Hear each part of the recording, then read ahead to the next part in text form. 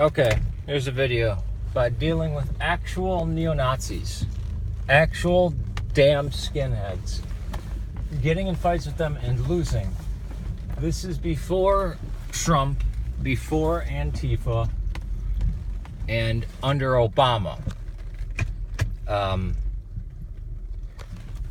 And when I say neo-Nazis or skinheads, I'm talking about what you would think of if you think of American History X and getting jumped by them while walking past what were effectively brick trailers, like these row house apartments, one-story apartment, those long complexes.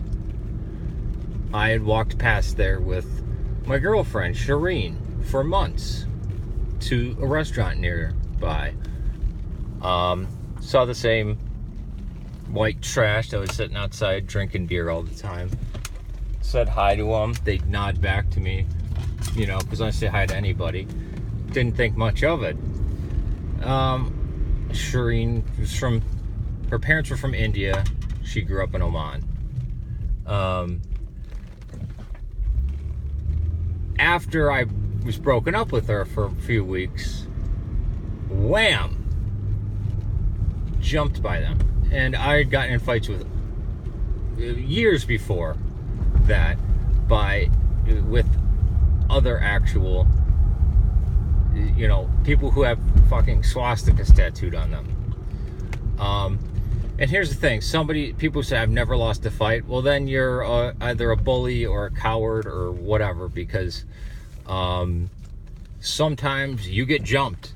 Sometimes you lose a fight. Sometimes you're forced to fight, and if you don't run away, you're gonna catch a beating.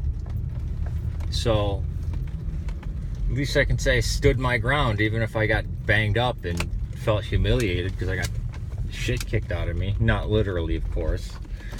But these assholes that talk about punching Nazis, that classify anyone who voted for Trump a Nazi and a white supremacist, even black people and Hispanics and women, as misogynistic white supremacists, or anybody on the right wing, or not even just regular nationalists, but even people who are fucking Democrats, people who voted for Obama, they will call neo-Nazis and white nationalists. And again, I despise people who say white nationalists, who either call themselves a white nationalist or think that white nationalism is a thing, because what nation is white people? I could understand a broader Celtic nationalism or a Slavic nationalism, although you still have places like, Romania and Poland and Russia. Those are all Slavic, but they're not all united, so probably not possible to be a Slavic nationalist. Not really. It might be possible to be a Basque nationalist. And as for Latino or Hispanic nationalism, I don't know how the hell that could be a thing. There are idiots who use the label brown pride or La Raza. Well, unfortunately, those names and titles were already taken by Chicago street gangs. And they have the asshole Jorge Ramos, who is a white man, for fuck's sake. And they talk about they don't like when white people speak Spanish. Are you fucking kidding me? Guess where Spanish came from? It actually is descended from Latin. And it came from Spain. Go check out what a painting of Catherine of Aragon looks like. Right? Now I'm for Catalonia being nationalistic and breaking away from Spain, because Spain has gone fucking crazy. At least their government has. But I am now seeing a rise among the working class whites, and some of them aren't even white, of people, because they've been denied their own ethnicity. They've been denied any pride in their ancestral cultures, and some of them don't even know their ancestral cultures because they were raised by their liberal parents. They don't know. They have no fucking idea what countries they came from. They have to take a fucking genetic test to find out, or go through Ancestry.com. They're actually fucking have like 1488 on shit, and are like, well, Hitler was right about things, or defending our Christian culture. It's like, you're an atheist. Well, our Christian culture, and you're actually getting people to believe in positive Christianity, which is horrifying, which is from the Nazi ideology. You're getting people who really believe the Nazis are right-wing, even though they were a left-wing organization, and getting people to go, fascism. If we're fascists for wanting freedom of speech, even though Antifa fits the definition of fascism perfectly. I mean, they've taken away class struggle and replaced it with race and religion. That is Nazism right there. That's what the Nazis did, and the Italian fascists. They, instead of the class struggle, they said, oh, it's a struggle between cultures, and that's the warfare. Just like how the atheist left will back the worst form of Islamic supremacy, because they can't see Islam as a colonizing force. They're just a bunch of guilt-ridden white Anglo-Saxon Protestants or guilt-ridden Jews.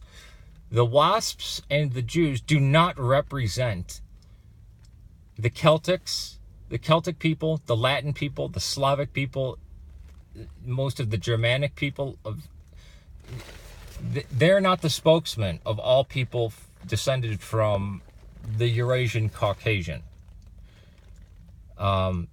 Or you're passable as white, so you're white. It doesn't matter if if your parents are from India. If you look white to these people, then you have what is it? White elitism? What do they call it? It's the product of white guilt, white privilege. That's it. And they're actually like just in a few. I mean, they're the reason Trump got elected, but they're going so fucking nuts now. Many black people I work with disagree with them and think that white guilt is disgusting, because they'll talk to me about that stuff. Hispanic people who are first and second generation, they don't like what they hear from the news, but the news lies to them. But they also don't like the forwarding of like this transgender agenda, And I've defended individuals who suffer from transgenderism or whatever, or individuals who happen to be gay, but these agendas, which if you're homosexual and it's a naturally occurring thing in 1% of the population, there shouldn't be an agenda behind it. There shouldn't be any politics connected to it. But with transgenderism, abortion, feminism, they actually line up more with the Republicans, but fucking shitheads like Jorge Ramos and then CNN and MSNBC, they just wind up hating Americans and think, oh, the good white Americans that will talk to us are these self-loathing, disgusting degenerates. Or that the respectful white people that we have in common with just hate us for our race. So they've sharpened the racial divide. And there are actual working class people, again, and even middle class, that I've run into, because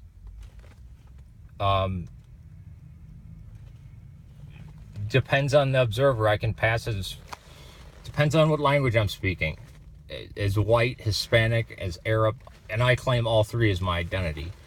But shockingly terrifying of, well, if we need to become Nazis to fight communism, well, it's better to live under Nazism than communism. And I would rather live under fascism than communism, and I'm sure everybody else would. But But the fact is, I don't want to live under Nazism or fascism.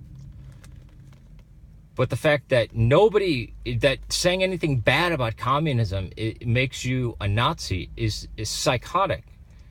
The death toll under Stalin and Mao and Pol Pot, and it's the wholesale destruction of any culture that's come in contact with this. I mean, Marx talks about this in the Communist Manifesto.